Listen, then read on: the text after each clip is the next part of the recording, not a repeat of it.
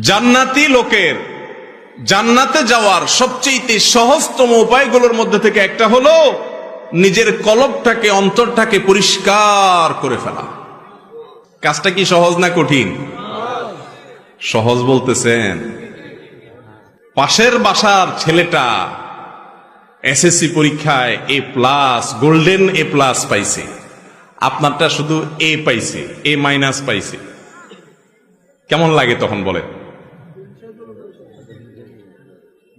মনে হয় যে আমারটা A- পাইছে বুঝলাম, ওইটা A পাইতো, গোল্ডেন A+ পাইছে, এই দুঃখ সহ্য করি কোত্থেকে? এরকম অবস্থা আমাদের মনে হয় কি হয় না? ভাইরা আমার, লেবাসে পোশাকে মুসলমানের অভাব নাই এদেশে। আমার মতো, আপনার মতো এরকম লেবাস পোশাকে মুসলমানের সংখ্যা এদেশে আলহামদুলিল্লাহ কম। ভেতর থেকে মুসলমান এর সংখ্যা এই দেশে অনেক কম। মালিক আমাদের অন্তরগুলোকে আপনি পরিষ্কার করে দেন। একজন খাঁটি মুসলমান, একজন জান্নাতি মানুষের অন্তরে কারোর প্রতি শত্রুতা, বিদ্বেষ, হিংসা থাকতে পারে না। মানুষ শত্রুতা করবে, চলতি পথে বহুত লোক আপনার শত্রুতা করবে, সবাই তো ফেরেশতা না।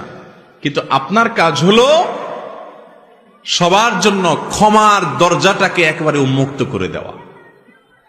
ভাইরা আমার, হিংসুক যখন অন্যের ভালো দেখে হিংসা করে, তখন কি সে নিজে সুখী হয় না দুঃখী হয়? আরো কারোর ভালো দেখে যদি আপনার ভেতরে জ্বলে, গ্যাস্ট্রিকের কারণে ভেতরে জ্বললে যেরকম কষ্ট হয়, কারোর ভালো দেখলে ভেতরে জ্বললে সে জ্বালাতেও নাকি ভালো লাগে? কষ্ট হয়। ইবলিস আপনার আমার এত জঘন্য শত্রু যে সে সব সময় আমাদের যেটাতে কষ্ট হয় সেদিকে নিয়ে যায়। এখন কথা হলো, আমাদের অন্তরে হিংসা আছে কিনা এটা বুঝবেন কিভাবে? এটা বোঝার একটা ছোট্ট মিটার আছে। মিটার দেব, মিটারটা ফ্রি, কোনো পয়সা কই লাগবে না। মিটারটা সবাই বুঝে নেন। মিটারটা হলো আপনার সাথে যাদের কম্পিটিশন আছে না, এই যে মিডিয়ার ভাইরা ক্যামেরা কতগুলো সেট করে বসে আছে, ওনাদের মধ্যে পারস্পরিক কম্পিটিশন আছে না?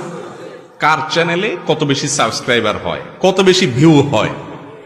এখন মনে করেন এক ক্যামেরাওয়ালা ভাই দেখলো আরেক ক্যামেরাওয়ালা ভাইয়ের চ্যানেলে ভিউর পরিমাণ অনেক বাড়ছে, তখন যদি তার ভেতরে কষ্ট হয়, চিনচিন করে একটু জ্বলে,